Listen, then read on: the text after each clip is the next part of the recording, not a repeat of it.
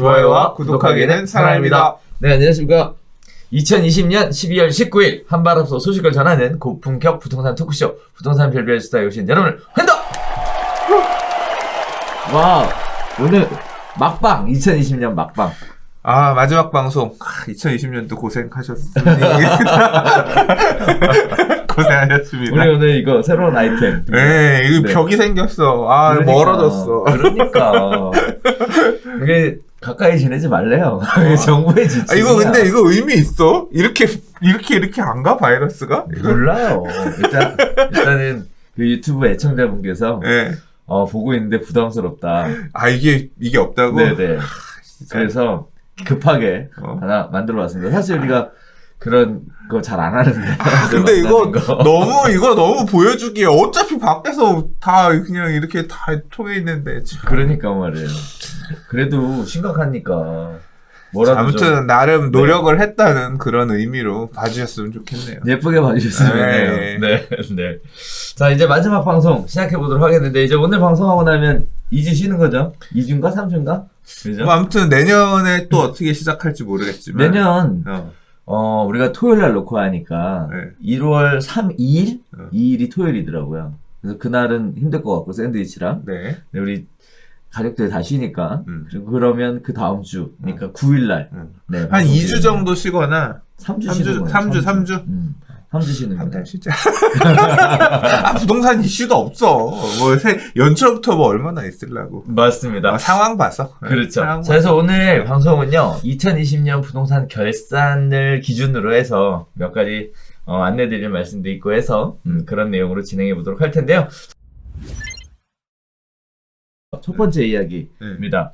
한 달 만에 또 규제 지역 추가 증가, 추가 지정에 대한 예가 나왔는데요. 파주, 울산, 부산, 천안 36곳의 조정 대상 지역 추가 지정했습니다. 풍선 효과로 급등한 지역들을 묶어서 창원, 의창은 투기과열지역으로 바로 올라갔는데요. 두더지 잡기 식으로는 집값 못 잡는다는 시장의 이야기들이 계속 나오고 있습니다. 경기 파주와 충남, 천안, 경남, 창원, 울산, 부산 일부 지역 등 총 36곳이 새로 부동산 규제 지역으로 묶였습니다. 창원, 의창은 투기과열지역으로 신규로 지정됐고요. 지난달 11월 19일 부동산 대책 때 부산, 대구, 경기, 김포 등 7곳이 조정 대상 지역으로 지정된 뒤 평선 효과로 집값이 급등한 지역들을 이번에 신규 지정했다는 소식입니다. 자, 지정되게 되면요, 취득세가 일단 증가를 하게 되죠.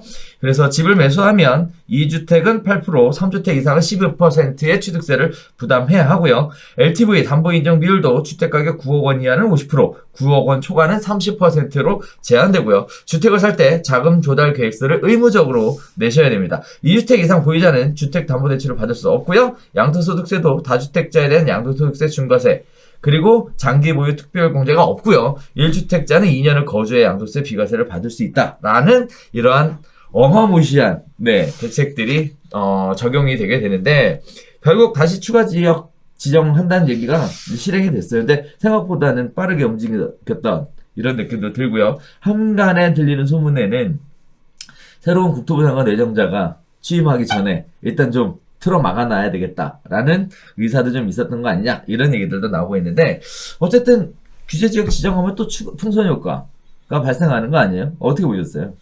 이번에 이제 풍선 효과는 갈 수도 있을 거고 모르겠어요. 이게 이 서울 수도권뿐만 아니라 특히 이번에는 지방도 많이 지정들을 했기 때문에 그 안에서 그런 형태로 나타날 거냐. 서울 수도권은 이 규제가 심해지면 규제 하에서 일단 그 실수요자 중심으로 수요층이 재편되면서 이렇게 이제 그런 모습들도 보여왔고, 규제가 없는 지역으로 다시 가는 이런 모습들을 보여왔다고 하면 이제 이게 지방 쪽으로 가게 되면 지방도 똑같이 그런 현상이 발생하면서 그 안에서 또 이제 빠져있는 지역으로 풍선 효과가 이어질까? 저는 또 한번, 왜냐면 저는 지방장은 잘 모르겠어서 그렇게 보고, 한편으로 이제 그런 건 있어요.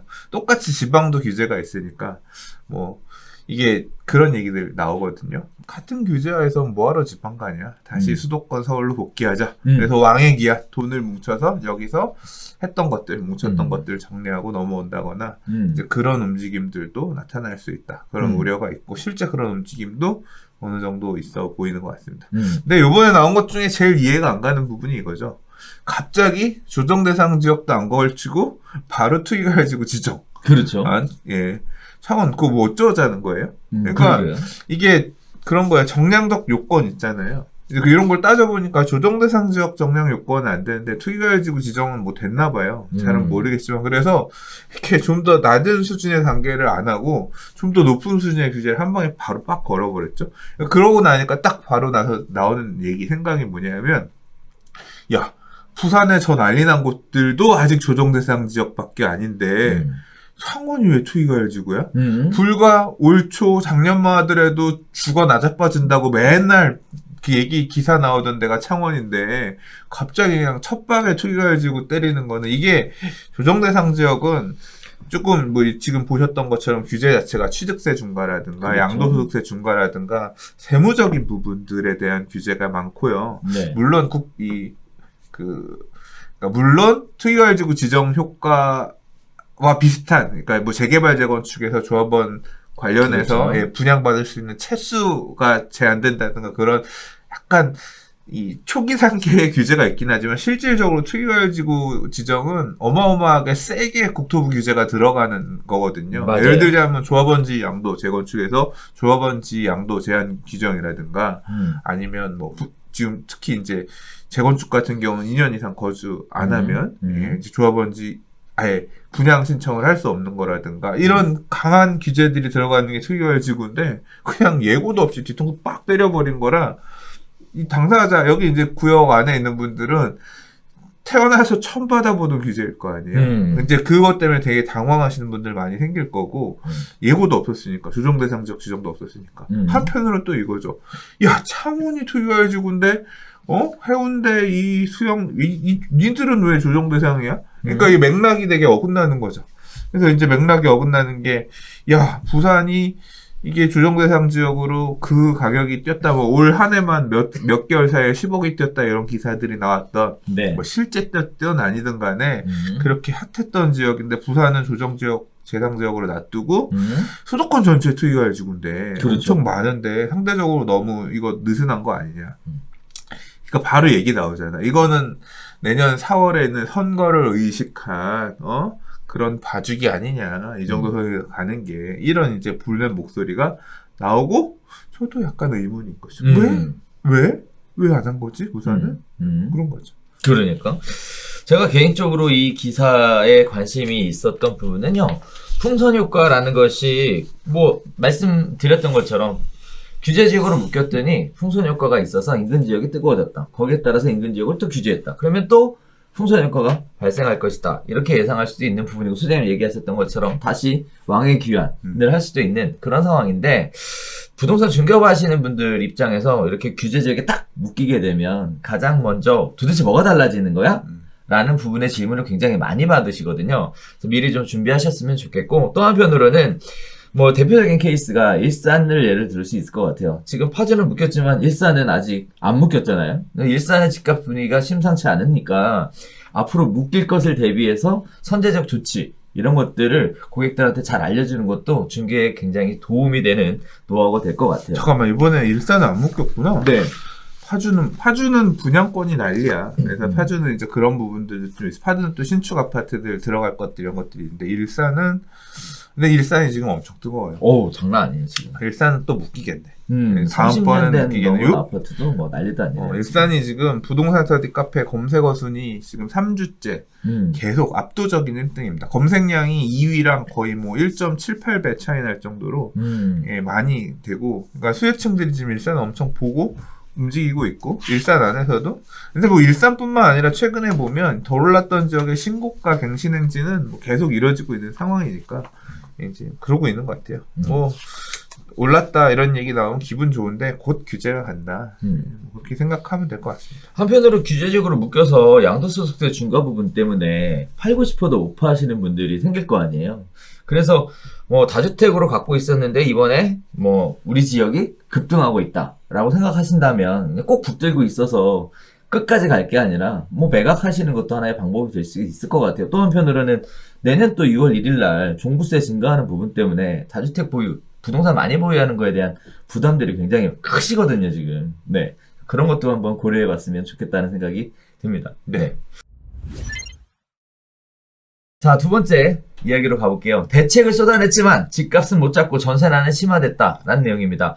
자, 2020년 부동산 시장은요, 전국 아파트 평균 매매가가 6.64% 올랐다고 하고요. 핫플 세종시 가격 변동률도 43.64%로 1위를 기록했다는 얘기입니다. 세종 엄청나죠? 네. 규제 폭탄에도 지금 아니면 내 집 못 산다. 라는 패닉 바잉 현상에 영끌에서 주택 자금을 마련하는 형태와 임대차 사법, 세입자 주거 안정 효과를 기대했던 부분들이 전셋값을 오히려 67주 연속 상승시키는 시장의 불안 요소로 작용하고 있는 상황입니다. 자, 2020년에 발표됐던 부동산 정부 대책에 대한 건데요. 5, 6 대책에서는 용산 정비창 부지 포함해서 서울 7만 가구 추가 공급에 대한 대책이 발표됐었고요. 6.17 대책에서는 규제지역 대폭 확대, 주택담보대출 및 전세대출 규제 강화, 재건축 조합원 자격의 2년 실거주 요건 신설 등의 내용이 추가가 됐고요. 7.10 대책에서는 종합부동산세, 양도소득세 중과세율, 취득세 인상, 생애 최초 특별 공급 주택 범위 비율 확대 등이 발표가 됐고요. 7월 31일 날 드디어 임대차법이 시행이 돼서 전월세 상한제, 계약갱신 청구권자가 도입이 됐습니다. 8월 4일 8.4 대책에서는 공공재건축제도 도입, 신규 유휴부지 발굴 등으로 수도권 13만 2천 가구 공급을 하겠다는 내용이 발표가 됐고, 11월 19일 대책에서는 다세대 도시를 활용한 공공임대, 공공전세 도입으로 11만 4,100가구 공급하겠다는 내용이 발표가 됐는데요. 이외에 세종시 여권발 천도론으로 세종시가 올해 전국에서 가장 인기 있는 부동산 명소로 자리 잡았습니다. 세종시는 올해 들어 아파트 매매 가격 변동률이 지난달 누적 기준 43.64%를 기록해서 전국 17개 지자체 중 단연 최고를 기록했고요. 젊은 층이 주택 매매 시장의 큰 손으로 자리 잡았다라는 얘기도 있습니다. 더 매매 시장에 뛰어든 것은 집값은 계속 오르는데 각종 부동산 규제가 더해지면서 지금 아니면 영영 내 집을 못 사게 될 것이다 라는 불안감이 극에 달해서 패닉 바잉이라는 현상 신조어까지 만들어내고 있는 상황이고요. 이러한 부분들이 은행의 주택담보대출이 전월 대비 6조 2천억이 증가했고요. 신용대출을 포함한 기타 대출 잔액은 7조 4천억 원이 급증하는 역대 최대 상승률을 기록하고 있는 상황입니다. 문제가 되는 것은 코픽스가 1.5%가 오르니까 서울 아파트 주담대의 한 달 이자가 45만 원이 증가하는 이런 모습들 보여주고 있어서 앞으로 금리 인상이 부동산 시장에 미치는 영향이 작지 않을 것으로 예상되고 있는 상황에 과연 영끌에서 버틸 수 있을까라는 부분들도 문제가 되고 있는 상황입니다. 자, 임대차법 논란에 전세난은 가속되고 있고요. 2년 더 눌러앉으려는 세입자가 늘면서 전세 물량이 줄어들었고 집주인과 세입자 간 분쟁이 급증하는 부작용이 낳고 있습니다. 전국 아파트 전세값은 67주 연속 상승세를 이어가고 있고요. 전세값이 다시 집값을 밀어올리는 악순환이 이어지고 있는 모양새가 보여지고 있습니다. 자, 세 가지 이야기 한번 나눠볼 텐데요. 일단 정부 대책이 일단 박수. 왜요? 랩하느라 힘드셨어. 그러니까 빨리 읽어달래. 시간이 없으니까. 네. 자, 부동산 대책 발표 많이 됐잖아요. 어떤 게 가장 임팩트 있고 일단 저는 710이 제일 무서웠던 것 같아요. 710 대책이 제일 셌고 사실 말도 안 된다고 생각하고, 그리고 6.17 대책에서 언급했었던 재건축, 이건 해당 사항이 일부밖에 없지만 재건축에 2년 거주인 붙는 거 투유열지구 안에서 이게 아주 쇼킹했고 지금도 쇼킹했죠. 말도 안 된다고 생각하고 710 대책에서 언급했었던 이게 어떻게 보면 12.16의 약간 좀 더 강화판 이면서 취득세를 일단 엄청나게 높인 게 이게 아주 그냥 예술이었죠. 좀 파괴력이 있었고 지금도 많이 영향을 끼치고 있는 상황이고요. 그다음에 이제 공급 대책들 얘기가 올해는 본격적으로 나왔어요. 이제까지 얘기하지 않다. 왜? 이제까지 공급 얘기는 공급엔 문제 없다. 그렇죠. 공급엔 문제 없다. 계속 항상 무슨 대책만 나오면 첫머리에 우리는 그 언제보다 공급을 많이 해갖고 문제 없다, 문제 없고 하다. 그렇지만 공급 대책 이번에 이제 올해 나왔다는 게 이게 좀 큰 변화 중에 하나인데, 근데 이 공급 대책도 이제 공공이 주도하는 질서 이제 이런 그런 느낌으로 공급 대책을 꺼냈는데 막상 뚜껑은 공공 재건축을 통해서 임대 아파트를 많이 짓고 해놨지만 현실적으로 이 책상머리 앞에서 열심히 머리 굴려봐야 현장에는 분위기 하나도 파악 못하고 해가지고 공연불 돼버렸다.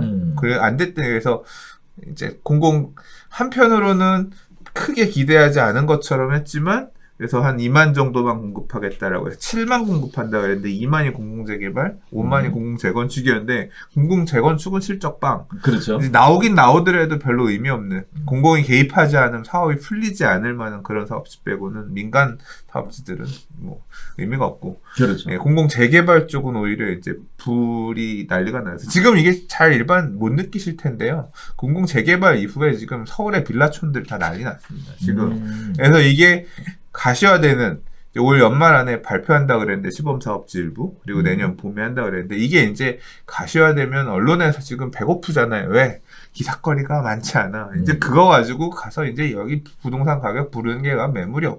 이제 그거 하면서 이 재개발의 부작용, 집가 상승 이제 이런 부분들이 내년에 공으로 넘어갈 텐데 이제 그게 하나의 큰 이슈였죠. 예. 세종시는 어떻게 보셨어요? 세종시는 집가 상승 43.64%. 세종시 집값 오른 거는 솔직히 말씀드려서 저는 예상을 못했어요. 왜? 관심이 없었으니까. 세종시가 있구나 정도는 알았고 가서 구경하긴 했지만 이제 서울주의자, 이 편협한 편식 서울주의자라서 크게 관심이 없어서 그랬는데 이게 이제 우리 또 누가 투기를 조장하는가? 이거 좀 여당이 좀 하고 있죠. 여당이 그러니까. 주장하고 있죠. 세종으로 가야 된다. 그래서 세종 또 투자도 그쪽에 잘 해놓으셨어. 그러면서 이제 세종 쪽으로 뭐 다 이제 완전히 행정부도 옮기고 뭐 이런 분위기 가니까 세종이 이제 좋아질 것 같다. 수요층도 심리도 움직이게 되는 거고. 부동산 가격 올해 세종 부동산 가격 폭등 원인에 절반 정도는 어떤 그런 정치적인 어떤 절반일까? 거의 다일 것 같은데. 아니에요. 전 절반 정도라고 보는 게 나머지 절반의 이유는 뭐냐면 일단 대전도 많이 올랐고요. 대전 그러니까 올랐죠. 세종이 공급 물량이 이제까지 계속 많았잖아요. 그러니까 상대적으로 좀 눌림목이 있었다고 생각해요. 입주 물량들 계속 이어졌고 분양 물량들도 있고 하다 보니까 그 지역이 머금을 수 있는 캐파 대비 가격이 좀 눌림이 있었는데 대전이 올라가니까 상대적으로 세종이 덜 올라가 보이는 것도 있고 그다음에 이제 입주 물량들이 어느 정도 해소가 되면서 전세 가격들도 전세가 너무 쌌잖아요. 그렇죠.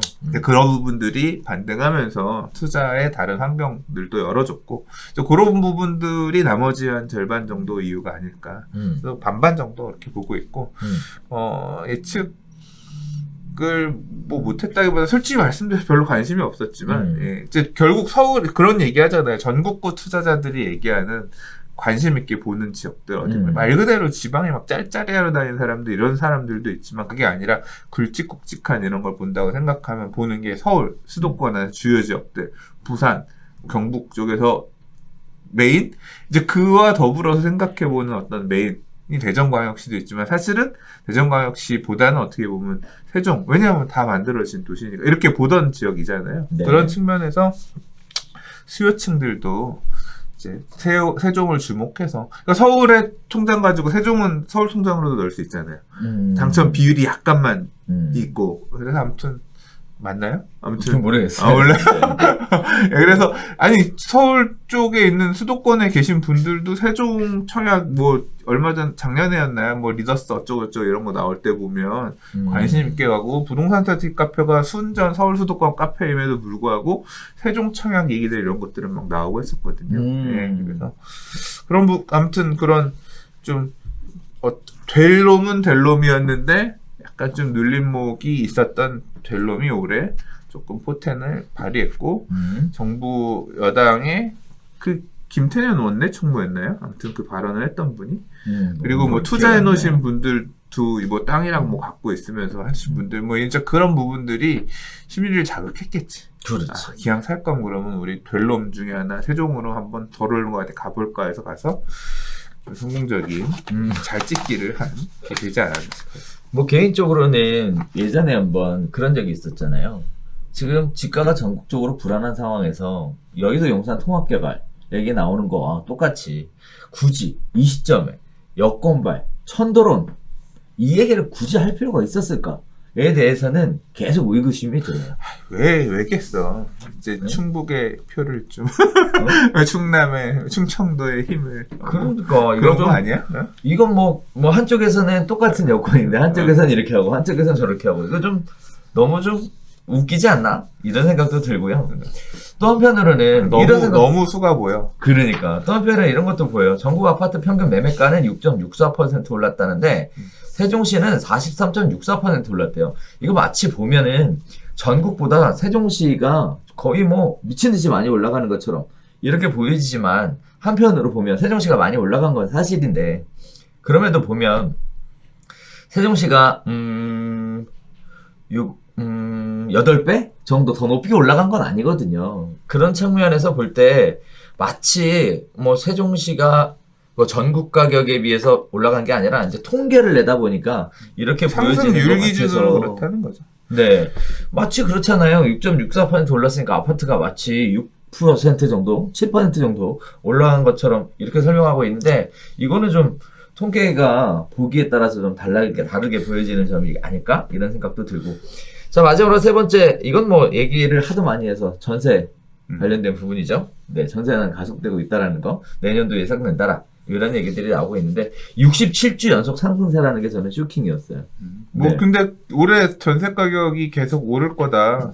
뭐 그거는 있었던 얘기고 올해보다 사실 내년이 뭐 더 심각할 거다. 지금 다들 내년 얘기하잖아요. 그렇죠. 대책이 없는 상황이니까. 그러니까. 올해 뭐 이렇게 전세 가격이 많이 오르는데 뭐 영향을 끼친 거는 뭐 아니다라고 변명을 자꾸 하려고 하더라도 변명하는 사람이 변명한다고 해서 그게 받아들이네. 애들 혼낼 때 너 왜 그랬어? 그러면 이거 했어요, 저거 했어요. 변명은 해도 그게 아니란 거 알잖아. 그게 실제 그런 억울하다일 수도 있지만 사실은 다른 원인 다 알잖아. 보면 이제 사실 임대차 올해 굉장히 뭐 의도해서 한 거지만 올해 밀어붙인 임대차 3법 그 중에 특히 임대차 2법이 이제 크게 작용을 해서 안 그래도 없는 매물이 시장에서 사라지게끔 하는 가속화하는 그런 역할을 했고 그로 인해서 전세 가격 뭐 폭등한 거지. 솔직히 말해서 우리 진짜 보면 폭등이라고 설명할 수밖에 없어요. 보면 막 올 가을 여름에 뭐 7억대였던 전세가 지금 10억이 넘어요. 네. 가격이 그냥 뭐 얼마가 튄 거야. 상당히 그러니까 그런 어떤 폭등장을 만들어내는 게 그 돈을 전세를 올려주고 싶어서 가겠어요? 세입자들은, 임차인들은? 물건이 없으니까 그 돈 주고라도 그냥 가는 거죠. 왜냐하면 여기만 오른 게 아니라 전체적으로 다 올랐으니까 야 저기도 올랐는데 어쩔 수 없구나 가야 되는 거. 그러니까 물건이 한 지역만 없어진 게 아니라 제도의 영향으로 다 영향을 받아서 다 없어지다 보니까 이렇게 된 거지. 그러니까. 세 번째 이야기로 바로 넘어가겠습니다. 자, 세 번째 이야기는요. 올 부동산 지도엔 국민의 눈물 자국만 선명하다라는 기사가 있습니다. 자, 1주택자는 세금이 과중되고 다주택자는 징벌적 과세에 대한 불만이 있으시고요. 치솟은 집값에 무주택자는 평생 새 살아야 되냐라는 소름도 있습니다. 임대사업자들은 정부가 장려해놓고 투기꾼 취급한다라는 불만을 갖고 있고요.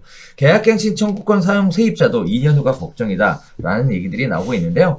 이번에 정책들이 계속 발표가 되면서 무주택자와 유주택자, 다주택자와 1주택자, 그리고 세입자와 임대인, 이렇게 굉장히 다양한 각도와 측면에서 입장에 따라서 지금 분쟁 사례가 굉장히 크게 증가하고 있는데요.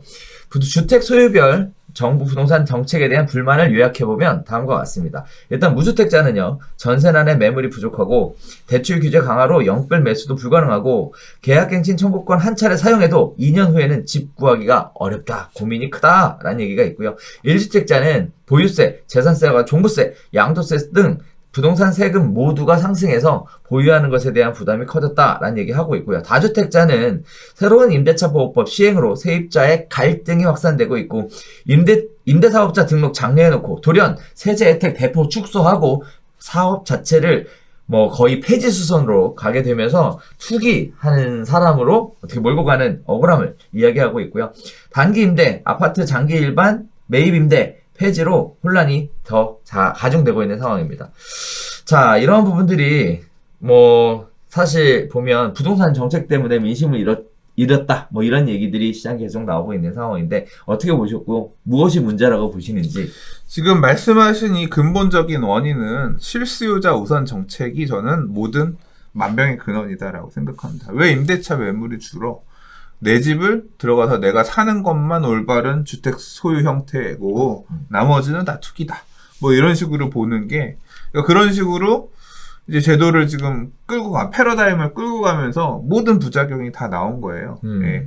임대 사업 자체가 불로소득, 투기, 환수해야 되고, 세금 두들겨 죽여, 뭐 거의 그런 느낌으로 제도들이 만들어지고 있고, 그러니까 세입자가 이제까지 주택 공급의 80~90%를 담당하던 민간의 임대주택들이 사라지는 효과를 만드니까 임차인들은 집 구할 방법도 없고 능력도 안 되고, 실수요자도 또 최대한 억제하기 위해서 대출도 잠가놓으니까 대출받아 살 수도 없고 갈 길이 없는 거고, 유주택자들도 지금 이러한 제도의 부작용으로 집값이 급등하면서 쫓아가고 싶은데 대출은 잠겨있지, 상급지로 옮기고 싶어도 점프하기도 힘들지. 예. 그렇다고 또 이제 괜히 덤탱이로 주택 갖고 있다, 세금 더 내게 생겼지. 다주택자들은 언제는 집 좀 사주세요 했다가 정권 바뀌었더니 집을 많이 갖고 있어 이 개새끼야.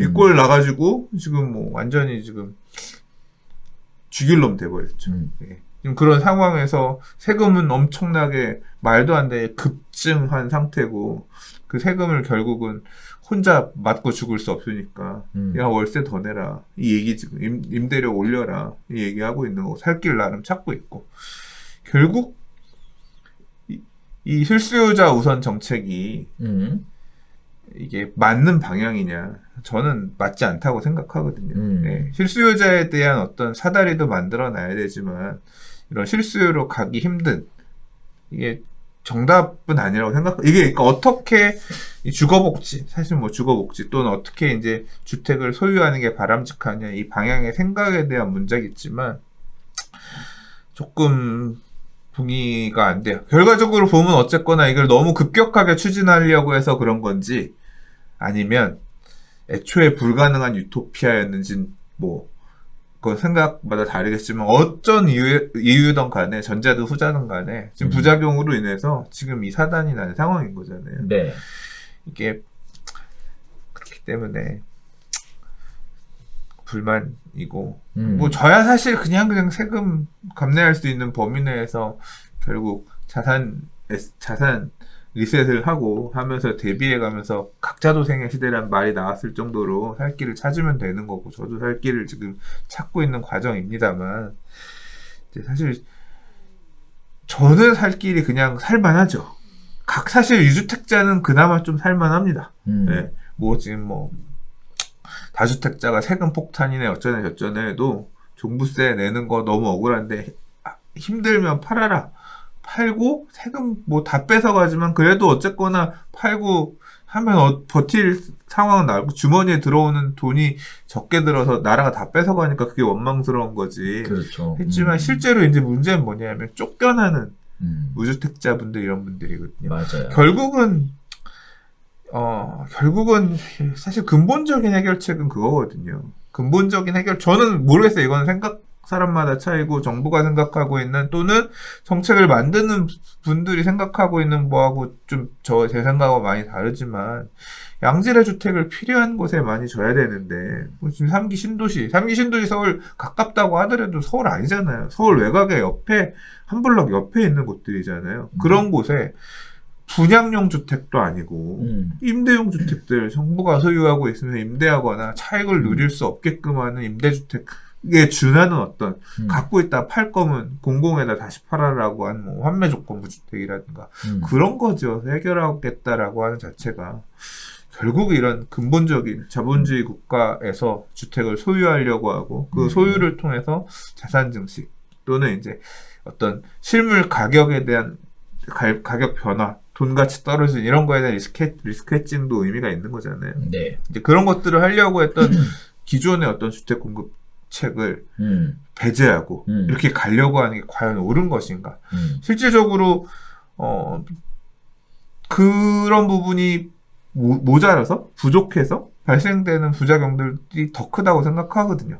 재개발 구역들 엄청 많이 해제한 부분들, 재건축들 사업 인가 안 해주면서 지연시키고 막고 있던 부분들, 사업이 막바지까지 왔지만 재건축 초과 이익 환수제 등으로 인해서 비용을 많이 증가시켜서 물론 그 돈 갖다 쓸 거야라는 뜻은 알겠지만 결국 민간 사업자들이 사업을 멈추게끔 만드는, 결국 그래서 도심 지역에 새 집이 공급될 수 있을 만한 길들을 다 막아버렸거든요. 많이 상당 부분 막아버렸거든요. 그러니까 적당히 얼러가면서 줄 건 주고 받을 건 받으면서 했어야 되는데 매질만 한 거야. 어떻게 보면 이제 그런 부분들이 아쉽고, 지금에 와서야, 그러니까 재개발 재건축 다 못하게 막아놓고 지금 와서야 공급 부족하니까 역세권 주변에 고밀 개발해서 아파트 짓겠다 이런 이제 대책들 내놓고 공공주도화에 그런 걸 하겠다, 임대 아파트 더 하겠다라고 하는데 과연 그게 올바른 방법인가? 역세권의 상업지역에 왜 아파트를 줘? 상업지역에는 상업지역에 맞는 건물을 그렇죠. 줘야 되는 거잖아요. 거기에 용적률을 과도하게 밀도를 높여서 왜 이상한 건물, 그게 그런 부분들이 문제가 없는 것처럼 계속 받아들여지고, 정부가 지금 그 얘기가 박원순 시장 시절부터 지금 적어도 3, 4년 전부터 계속 얘기가 나오면서 할 거다. 지금 사람만 바뀌면서 요번에 또 이제 바뀐 뭐 지금 변창흠 국토부 장관 내정자가 실제로 이제 서울시에서 SH공사 사장님이었고, 그렇죠. 그 이전에는 박원순 시장님 캠프에 있던 분이고, 계속 그쪽에 해왔던 그런 거잖아요. 그 방향을 지금 계속 가는 거예요. 근데 좀 브레이크, 과연 그게 제대로 된 정답인가? 저는 뭐 몇 번 얘기했지만 정답 아니라고 생각하거든요.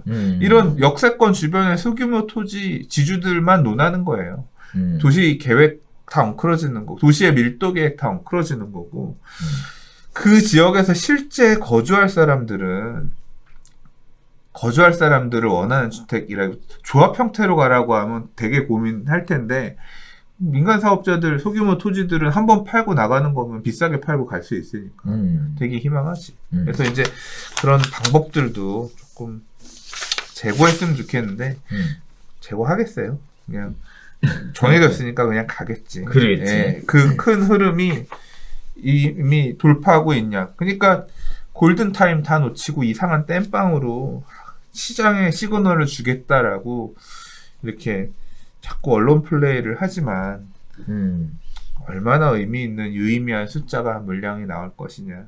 그리고 유의미한 숫자 물량들이 나오고 할 수도 있어요. 왜냐하면 좀 전에 얘기했어요. 역세권 고밀 개발, 이게 지금 내년도에 아주 난리가 날 하나의 재개발 떡밥이에요. 그러니까 이게 기존에 한 2,000 몇백 세대 지을 수 있었던 사업지를 역세권 고밀 개발한다고 하면 이게 4,000 세대 넘어, 그렇게 되면서 임대 아파트 1,000 몇백 개 막 이렇게 지금 고밀 개발할 수 있거든요. 그러니까 2,400 세대 지을 단지에 4,000 세대가 넘는 아파트를 짓는다고 생각해보세요. 엄청 빽빽해지는 거예요. 그러니까 밀도가 되게 높아지는 거지. 근데 그런 개발 사업을 할 수만 있게 된다면 그 동네 빌라들, 집가들 어떻게 되겠어요? 난리가 나겠죠. 이제 그러면서 그게 이제 그걸 자꾸 하겠다라고 부추기면 그 동네에 집가가 계속 올라갈 거란 말이에요. 개발이 안 될 것 같았던 지역들이 개발이 되니까. 이제 그런 올해는 올해까지는 아파트 또는 사업이 결정된 재개발 지분들, 수도권 퍼지면서 가격이 올랐다고 하면 내년부터는 미개발지. 이 동네 앞으로 재개발한대요. 정부가 밀고 있는 공공재개발, 역세권 고밀개발, 그거 한대요. 이제 내년도부터는 그런 쪽으로 사람들을 미쳐 날뛰게끔 하는. 그러니까 또 정부의 이런 정책이 그런데 불쏘시개 역할을 할 것 같습니다. 할 거예요. 네, 이렇게 될 겁니다. 자, 개인적으로 저도 이런 생각을 좀 해봤어요. 뭐 일단 가장 큰 오류였다라고 생각하는 거는 시장에 공급은 충분하다. 라고 했었던 부분이지 않을까라는 생각이 들었습니다.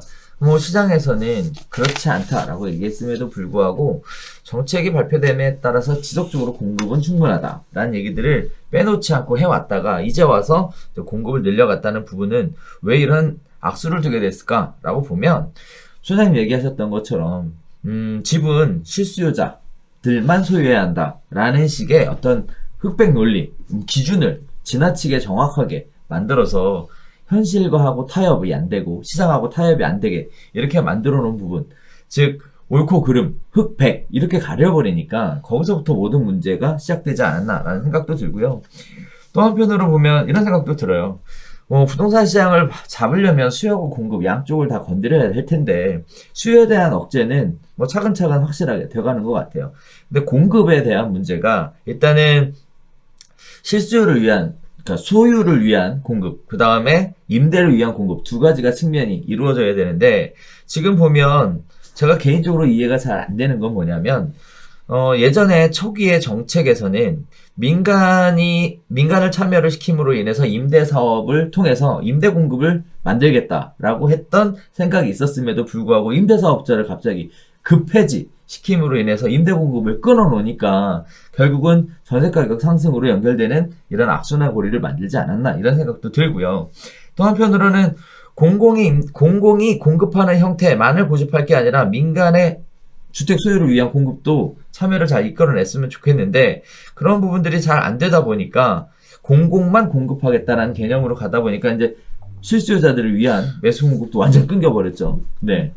그렇죠. 그러니까 그게 되게 실수요만 바른 주택 소유 형태다라고 하는 무슨 교조주의적 그런 어떤 가치관이 망쳐버린 것 같아요. 그러니까. 네. 그리고 제가 아까 공급 문제는 우리 3-4주 전 그때 별별 수다 할 때도 얘기했던 것 같은데 저는 공급이 그렇게 부족하다고 생각 안 해요. 그러니까 맞아요. 공급이 부족하지 않다. 근데 지금은 어떻게 생각하냐? 부족해졌네요. 얘기하는 게 뭐냐면 아파트를 새로 짓는 사업들은 계속 많이 있어. 특히 강남 지역 같은 경우도 입주 물량들 또는 새로 부수고 짓는 물량들 많았는데 아까 말씀드린 것처럼 멈춰 세운 부분들 규제가 들어서면서 그냥 냅뒀으면 갈 것들이 멈춰 선 부분들이 실제로 이제 크게 작동을 했고 두 번째는 재고주택, 그러니까 신규 주택 공급만이 주택이 아니라 예를 들어 우리가 새 아파트 분양받으려는 사람만 있는 게 아니라 저기 아파트 가보면 저 집 좋아 보이는데 살까? 그냥 좀 나는 새 집까지는 그렇지만 그 옆에 좀 재고 아파트, 중고 아파트, 그러니까 연차 있는 아파트라도 살까? 이런 수요들이 가서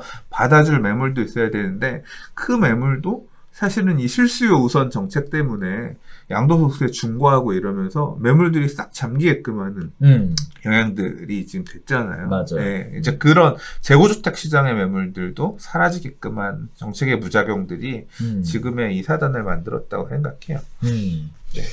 자, 그래서 2020년 시장에 대한 개인적인 견해들을 쭉 나눠봤는데 어쨌든 뭐 이렇게 한번 얘기해 볼까요? 긍정적인 게 많았을까요? 부정적인 게 많았을까요? 2020년 부동산 시장이요? 네. 난 다 싫어. 부정적인 게 많은 것으로. 저는 네. 뭐 그냥 제가 이 정부가 처음 시작할 때 2017년 대책 때 파리 대책 부터 시작해서 계속 이어져 나오면서 2017년, 18년 그때도 계속 했던 얘기인 것 같아요. 네. 첫 단추가 잘못 끼어서 계속 단추가 어긋나면서 껴지고 있거든요. 바로 잡고 다시 껴야 되는데 그 첫 단추가 잘못 껴졌다는 것을 인정하지 않으시는 분들이잖아요. 네. 맞아요. 인정하지 않을 겁니다. 그렇기 때문에 뭐 첫 단추가 제대로 껴진 거일 수도 있죠. 제가 틀린 거일 수도 있으니까. 그러나 제가 생각할 때는 그게 잘못 끼워진 거고 바꿀 생각이 없기 때문에 아마도 지금 여기서 이제 더 얼그러지는 그게 계속 부작용 이런 상황들이 나오겠죠. 부동산 중개업 하시는 분들의 관점에서 볼 때는 사실은 일정 부분 고마운 부분도 있어요. 왜 그러냐면 특정 지역만 올라가는 게 아니라 묶어주니까 옆에도 올라가고 묶어주니까 옆에도 올라가서 중개업하는 사람이 뭐가 좋아? 거래가 많이 돼야 좋지. 내가 볼 때는 이게 거래가 좀 되는 지역 부동산 사장님들은 좋겠지만 대부분의 부동산 사장님들 지금 되게 원망할 텐데 왜 임대거래도 다 막혔지. 그게 문제야. 네, 임대거래도 다 막혔지. 매매거래도 하려면 뭐 있어야 되는 게 많아. 준비해야 될 시달리는 거 것도 많았지. 많고 시달리는 거 많고 뭐만 하면 다 계약 중개업자가 해제하고 그렇죠. 급등하면서 그런 사건 사고 터지는 원인되고 나 같으면 일을 박박 갈 것 같은데. 맞아요. 그런 부분도 없지 않아 있어요. 그런데 뭐 일단 보면 특정 지역에 있는 분들 중에 좀 이렇게 정책 변화에 대해서 발빠르게 대응하셨던 분들 있잖아요. 이런 분들 같은 경우에는 나름대로 따뜻하게 보내셨더라고요. 네. 그런 부분들이 뭐 나름대로 보면 그분들에게는 괜찮은 시장이 아니었나라는 생각도 들고 또 한편으로는 소외받았었던 지역들이 있잖아요. 네. 이런 지역들도 어쨌든 거래라는 게 생겨나 버리니까 그런 차원에서 좋았다. 하긴 요 지금 상승장 이전의 대부분의 지역들은 찬바람 쌩쌩 불고 거래라는 게 없고 전세 정도로 맞아요. 근근히 유지했던 지역들도 많죠. 네. 맞아요. 그래서 그런 부분. 반면에 우려되는 거는 임대차 2법 때문에 이제 내년 되면 3법 되거든요. 6월 1일부터. 거래 신고. 네네. 그래서 3법 되면 이제 진짜 힘들겠다. 이런 생각은 같이 하게 됩니다. 4년. 진짜 지금 벌써 깝깝합니다. 매물 하나도 없어요, 전세 매물. 네, 그러니까. 네 번째 이야기로 가보도록 할게요. 백약이 무효다. 전세값 오르자 다시 고개 든 갭 투자에 관련된 얘기입니다. 전세 불균형이 지속되고 있고요. 서울 전세값이 77주째 상승을 하고 있는 상황에서 전세값이 급등하고 갭 투자가 기승하고 집값 상승을 하는 악순환이 펼쳐지고 있는 상황입니다. 당장 전세 매물 늘리는 실효성 있는 대책이 필요한 상황인데요. 자, 이런 부분들에 대해 특별하게 답이 없는 것으로 보여지고 있습니다. 자, 정부의 강력한 규제로 서울 등 규제 지역의 대출이 사실상 차단됐지만 서울발 집값 급등이 수도권을 비롯해 일부 지방까지 확산하면서 비규제 지역의 갭 투자 수요를 떠받치고 있는 것으로 보인다라는 우려가 나오고 있고요. 전세가 급등으로 비규제 지역에서는 실수요자는 물론 갭 투자까지 가세한 수요가 몰리면서 잠잠했던 집값을 밀어올리는 악순환이 형성되는 모양새다. 정부가 갭 투자를 막겠다며 내놓은 이딴 대책들이 갭 투자를 잡기에는 역부족이다라는 지적이 나오고 있는 상황입니다. 갭 투자가 다시 활성화가 되면 다시 폭풍 속으로 빠져드는 거 아니냐라는 우려 섞인 목소리인데요. 이거 어떻게 봐야 될까요? 일단은 그냥 두면 집가 상승으로 연결되니까 규제가 필요할 거다. 이런 규제를 찬성하는 쪽의 입장과 그냥 두어도 자연적인 시장 기능으로 인해서 자연적으로 어떤 평준화 또는 시장 기능이 가격대를 만들어갈 것이다 라는 이런 두 가지 측면에서 작용하게 될 것 같은데 어쨌든 갭 투자 얘기가 다시 나오고 있는 상황이고 그렇게 되면 지가가 또 올라가게 될 것이다 라고 예상이 되고 있는 대책은 상황인데. 무조건 나오죠. 만들 수 있죠. 네. 이 정부는 뭐든 할 수 있다는 걸 올해 7.10 대책에서 보여줬잖아요. 뭐 취득세 한 30% 해버리지 뭐. 그러니까 결국 내년에 우려되는 게 그거 아니에요. 내년에 우려되는 게 지금 전세가가 더 이제 매매가 갭을 줄이면서 이 오른 전세가가 매매가를 다시 더 밀어올리는 상황이 올해보다 더 심하게 나타난다고 하면 그걸 어떻게 막을 거냐. 실제 지금 매수하려는 사람들이 그렇게 보더라고요. 규제가 풀리면 대출은 좀 규제 완화될 거 아니냐. 그러니까 실입주하는 집을 사고 싶은데 현금이 부족하니까 집값이 더 올라가는 게 부담스러우니까 그냥 전세 끼워놓고 일단 살고 월세 가서 살려는 사람들이 있어요. 왜냐하면 대출이 안 나오니까 15억 초과 주택들 같은 경우에 이제 이런 수요들이 있는데 취득세 이런 걸로 크리 한 번 더 떼어버리면 그러니까 취득세 세율 자체를 고가주택에 대해서는 실제로 지금도 전용 높은 대형 평형 같은 경우는 취득세 중과가 있잖아요. 그렇죠, 그런 그렇죠. 것처럼 얼마 이상 주택들은 취득세 중과 이런 식으로 해서 떼어버릴 수 있죠. 왜? 뭐 다 할 수 있지. 하려면 15억 초과 대출금지. 그러니까 이제 내년에 만약에 그런 상황이 생긴다고 하면 더 우리가 상상하지 못했던 말도 못하는 말도 생각하기 힘들었던 그런 규제들 충분히 낼 거라고 생각합니다. 15억 이상 주택 취득세 뭐 이건 고가 주택이기 때문에 취득세 몇십 프로 중과 뭐 이런 식으로 해서 사지 마 그런 시그널을 만들면서 가보지 못한 시기로 갈 수 있을 것 같은데.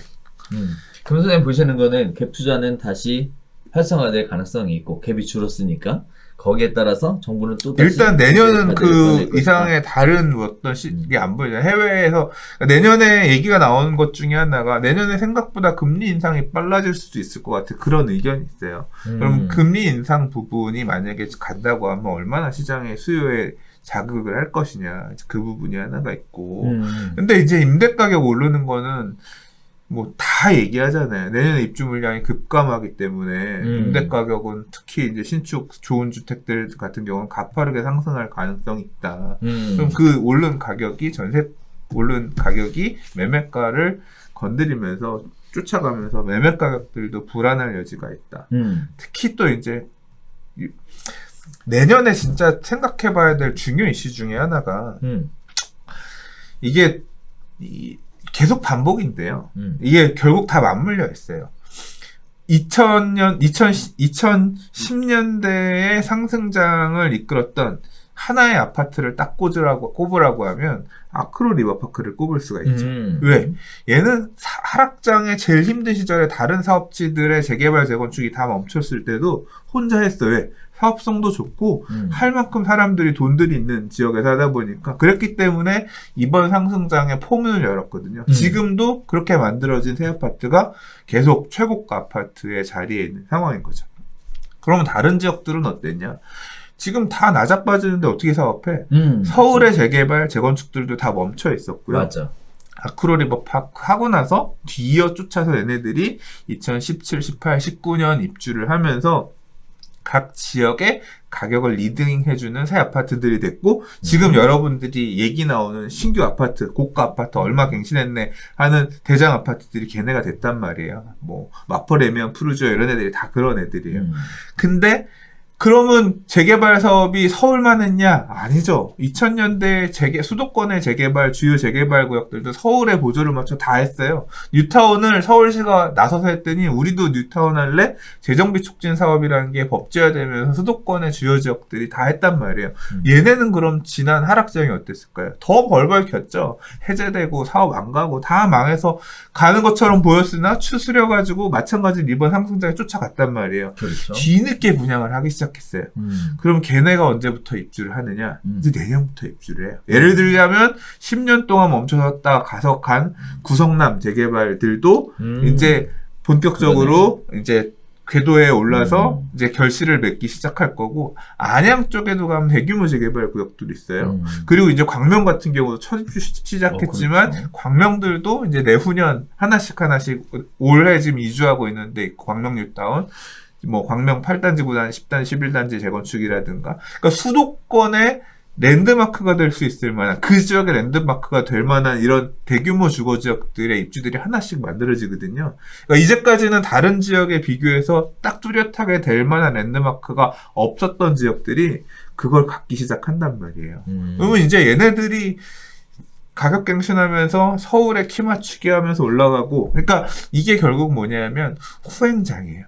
서울이 어느 정도 많이 오른 상태에서 이렇게 키 맞추기를 숨고르기를 하면서 있는 상태에서 뒤늦게 쫓아왔던 수도권의 메이저한 재개발 구역들이 입주를 하면서 서울의 키 맞추기를 해서 얼마까지 올라가고 그러면 그 올라간 가격이 그 주변 가격에 영향을 끼쳐요. 광명 뉴타운에 뭐 몇 단지가 얼마가 입주하면서 가격이 같다. 더 좋은 애가 얼마를 찍었다 하면 기축들도 이제 그거에 따라서 맞죠. 다시 가격이 조절이 되고 성남도 마찬가지입니다. 지금 뭐 신흥주공 재건축 끝나서 포레스티아 입주했지만 이제 금광 1구역이라든가 중 1구역이라든가 나머지 구역들이 또 입주를 하면서 가격들 맞추고 이거에 따라 기존 주변으로 파급 미치고 구성남 같은 경우는 성남이나 판교에도 영향을 끼치겠죠. 또는 인근의 위례 쪽하고도 영향을 주면서 견주면서 가격들이 갈 거고 안양 같은 경우도 평촌 지역이나 주변 지역에 영향을 끼치고 밑에 삼봉까지도 그래서 이런 이제 남서부권 또 인천 가는 라인들도 얘기 안 했네. 그 라인들도 또 마찬가지로 이게 다 움직일 거란 말이에요. 그래서 2021년은 서울시장만 그게 있는 게 아니라 이런 수도권 지역에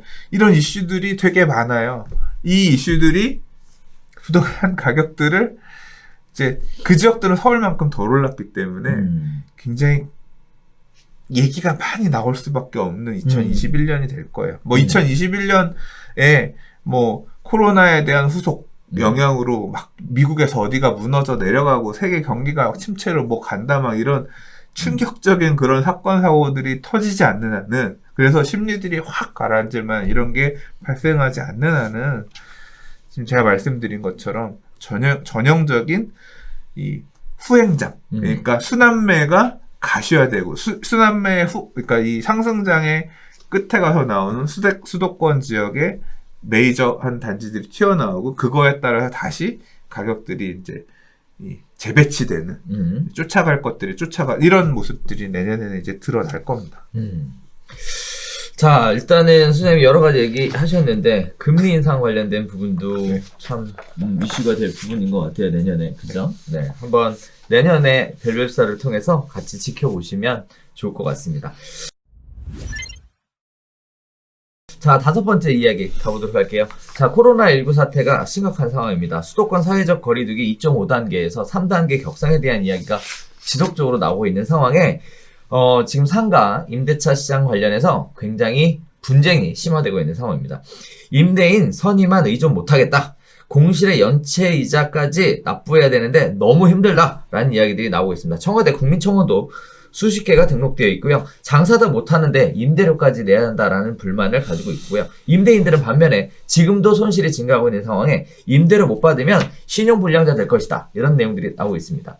자, 소상공인의 임대료 문제와 관련해서 임대인과 임차인의 입장이 첨예하게 갈리고 있는 상황인데 양쪽 의견 모두 근거가 있는 만큼 갈등을 유발할 수 있는 임대료 멈춤법 등이 아닌 근본적인 지원책이 필요하다라는 지적이 나오고 있는 상황입니다. 자, 임차인 측 입장에서는요, 대부분 임차인이 임대료 부담을 호소하고 있는데요. 운영을 중단한 상황에 사업장은 고정 지출을 그대로 발생하고 있고 우리의 모든 것이 멈춘 지금 우리를 향한 모든 것도 함께 멈춰야 한다라는 얘기를 하고 있습니다. 자, 임차인 보호는 더 이상 임대인의 선의에만 의존할 수 없고 지난 1년간 공공은 착한 임대인 운동과 세제 혜택으로 민간 차원의 차별적 참여를 유도해 왔지만 신종 코로나 바이러스 감염증의 충격을 나누기에는 분명 그 한계가 존재한다라고 지적을 하고 있는 상황이고 현재 상황상 여러분들도 아시겠지만 중심 사건에 나가보면 한 건너 한 가게가 임대라는 딱지가 붙어있는 것들을 어렵지 않게 찾아볼 수 있으실 겁니다.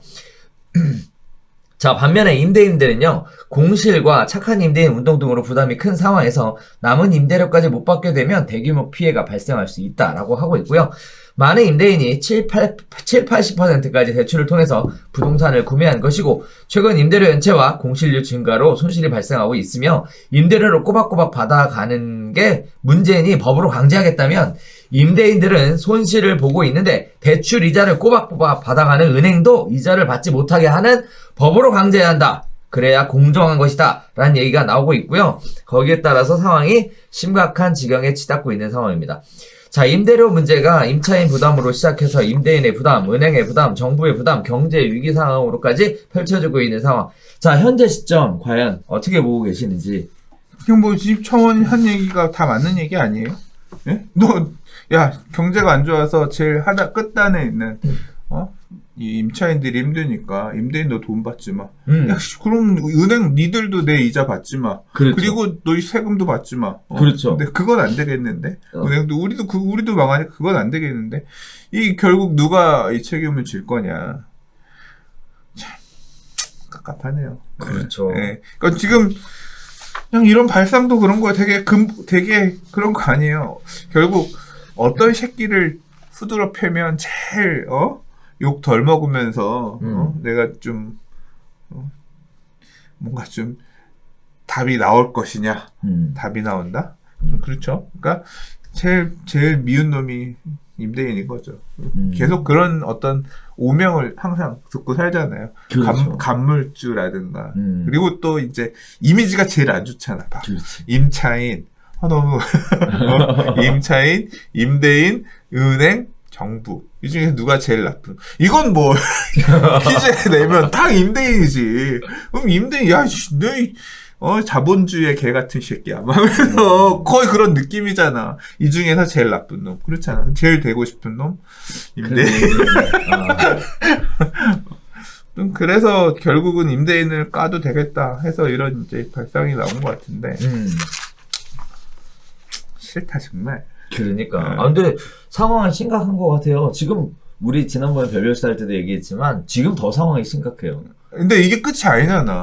당분간 더 심각할 텐데. 저도 이제 동네 다니면서 보면 가게들에 사람이 없어요. 지금 그런데 가서 소비해 주는 것 자체가 일종의 죄잖아. 야, 코로나가 심각한데 왜 모이냐? 뭐 거의 가서 나 이 얘기 하니까 괜히 좀 하고 싶은 얘기가 해도 되나 안 되나 모르겠는데 보면 요새 그런 거 있잖아요.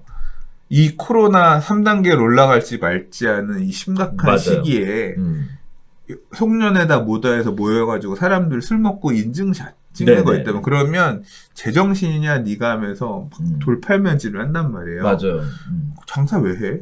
그 사람들이 술 먹게끔 고기 먹게끔 해서 팔고 있는 사람들도 문제 아니야. 이 코로나 심각한 상황에 사람이 모이는 장소 제공을 왜 하는 거야? 그렇죠. 먹고 살라고 하는 거잖아. 먹고 살라고 하는 게 정당하면 가서 먹고 소비해주는 사람은 고마운 고객인 거 아니야. 그렇죠. 어느 한쪽은 잘못됐고 어느 한쪽은 잘못되지 않았고 물론 그걸 어떤 SNS나 이런 곳에 올려서 나 잘 먹었어요라고 자랑하는 거는 행위 자체는 돌팔매질 그렇죠. 말만 하긴 한데 맞을만 근데 약간 좀 이제 괴리감은 있는 거죠. 공간 제공하는 거는 코로나가 옮길 수 있는 공간 제공하는 거는 괜찮고 자영업 하는 건 괜찮고 근데 자영업이 죄는 아닌 거 아니야. 그렇죠. 가서 소비해주는 것도 죄는 아닌 거 아니지 않나?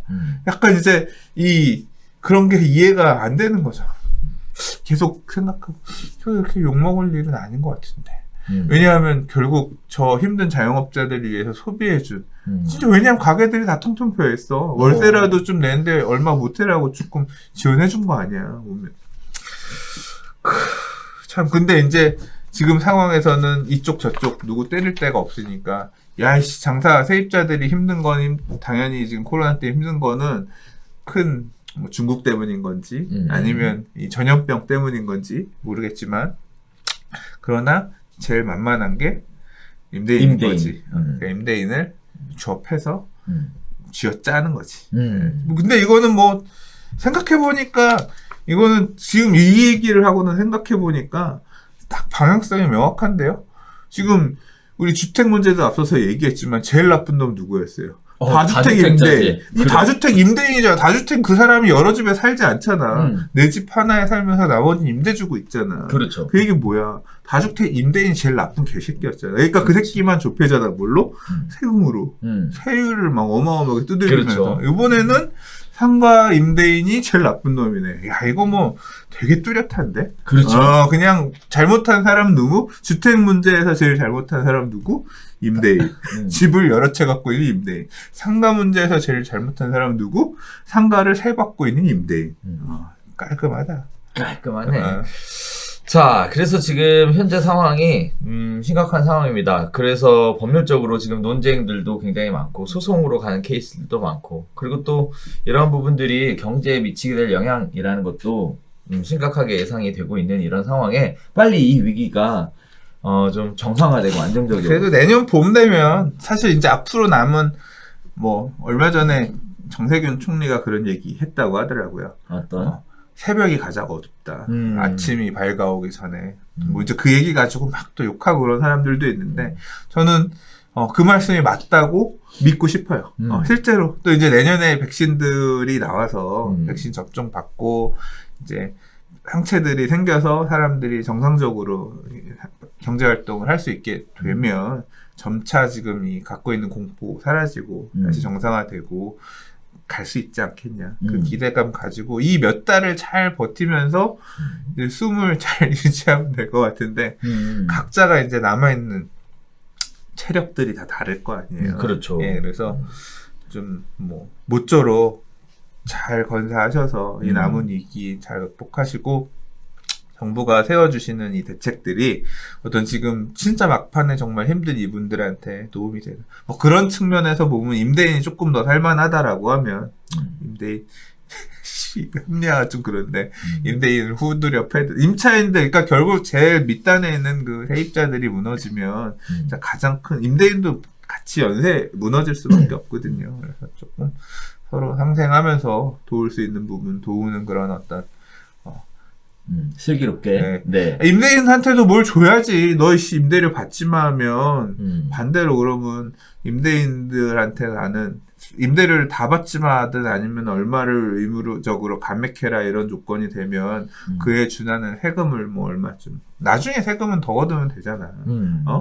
뭐 어떤 은행한테도 약간 뭐 어느 정도 만약에 대출이 있다라고 하면 음. 주던가 아니면 임대료 깎아주는 만큼 뭐 어떤 그거에 대한 주택 바우처란다. 임대료 보조를 해주든가 아니면 뭐 세금 보조를 해주든가 뭐 그런 어떤 보완책을 내서 서로 좀 덜 무너지게끔 그렇게 좀 섬세하게 만들어줬으면 좋겠네요. 네, 맞습니다. 그리고 또 한편으로 우려되는 바는 지금 이제 1년 가까이 진행되고 있는 이번 위기 사태로 인해서 기존의 오프라인 중심으로 하는 영업시장이 배달 중심으로 상당히 많이 전환이 돼서 과연 경기가 다시 회복된다 하더라도 예전과 같은 영화를 찾을 수 있겠느냐라고 보면 그런 부분들에 대해 낙관하시는 분들은 거의 안 계시다는 것도 바뀐 네. 상황에서는 또 기회가 있습니다. 그렇기 때문에 그거를 잘 돌파구를 찾는 사람이 원래 IMF라든가 금융위기 오고 나서 어마어마한 또 이제 기회를 찾아서 이제 어떤 성공한 케이스들이 있잖아요. 그거는 이제 또 각자가 찾고 그게 맞는 길인지 안 맞는 길인지는 모르겠지만 또 그 길에 따라서 인생을 걸고 베팅하시는 분들 중에 바른 길로 잘 간 일부가 성공을 하시겠죠. 네. 자, 6번째 이야기입니다. 국토부 집값 급등 남탓에 한국은행 드디어 부동산 정책 실패라는 지적을 했습니다. 자, 한은은요, 국토부의 유동성 탓에 대해 반박을 했는데 저금리는 상당 기간 계속된 것이고 부동산은 수급 정책에 영향을 받아서 문제가 생긴 것이다. 국토부와 통화당국 간에 일단 마찰이 발생하고 있는 상황에서 시장은 정부 정책 조율 기능을 상실해 가고 있는 거 아니냐라는 얘기가 나오고 있습니다.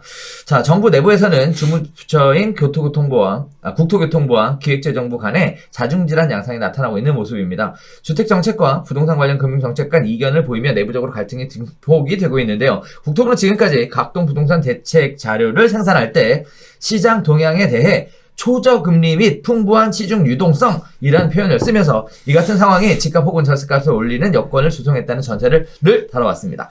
자, 이러한 상황에서 이번 한국은행 총재님께서 전날 물가 안정 목표 상향 운영 상황 긴장 간담회에서 저금리가 전세 가격에 영향을 주긴 하지만 그게 주요 요인이란 할 수 없을 것으로 본다.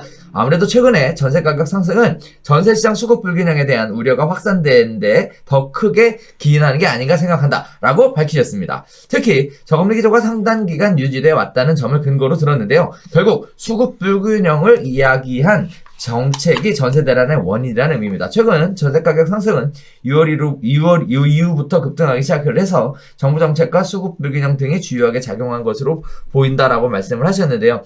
이에 반해서 국토부는요, 통화당국과의 마찰 이전에도 부동산 금융을 관장하는 기재부나 금융위원회에서 불만이 적지 않았습니다. 가계대출 관리, 특히 신용대출을 통한 주택 구입에 대한 규제 등에 대해 너무 늦게 반응했다라는 논리를 펼쳐왔는데요. 이에 대해 기재부는 발끈한 상황입니다. 국토부의 유동성 핑계와 금융정책에 대한 불만이 매우 지엽적이고 부적절하다라는 표현을 해오고 있습니다. 자, 여러 가지 이야기들이 있는 상황에 시장에서는 정부가 정책 조율 기능도 상실하고 집값 상승에 대한 해법을 포기한 상황 아니냐라는 얘기가 나오고 있는데, 자, 이거 지금 남탓, 니탓 하고 있는 상황인 것 같습니다. 이제 드디어 칼자루 다 뽑아냈으니 할 거 없으니까 결국 책임 떠넘기기 형태로 가는 거 아니냐라는 시각으로도 비춰질 것 같은데요. 더 이상 뚜렷한 해결 방안이 없다라는 의미로 해석해도 될 것 같은지. 그러니까 그건 뭐 해결 방안이 아니라 이런 거죠. 이제 전쟁에서 전쟁을 하고 있어요. 특히 이제 작년에 우리 문재인 대통령께서 그랬단 말이에요. 대국민 담화에서 부동산 문제만큼은 자신 있다라고 말하고 싶다고 하셨어요. 근데 자신 있다라고 말씀을 하셨는데 지금의 모습이 그 자신 있는 상황은 아니죠. 이제 결과적으로 보면 패전을 한 거예요. 네, 지금 패전을 하고 있는 중이야. 패색이 짙어.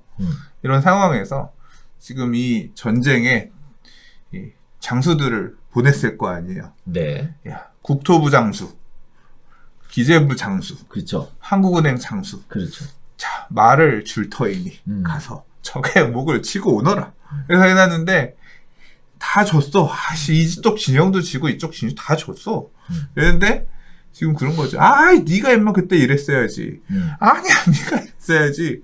서로 지금 싸우고 있는 거죠. 그렇죠. 예. 근데 이제 국토부는 이 새끼 네가 그때 안 도와줬잖아.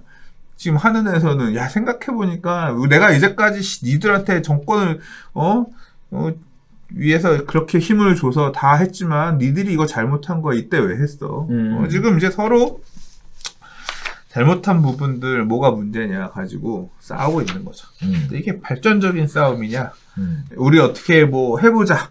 이걸로 원인 우리가 이 제대로 정책을 펴지 못한 것, 우리가 패전한 패색이 짙어진 이유는 이런 부분이 문제인 거다라는 것에 대해서 이제 인식을 같이 하고 좋은 방향을 찾기보다는 지금 뭐 기사에서 드러난 내용만 볼 때는 네가 잘못했네, 내가 잘못했네.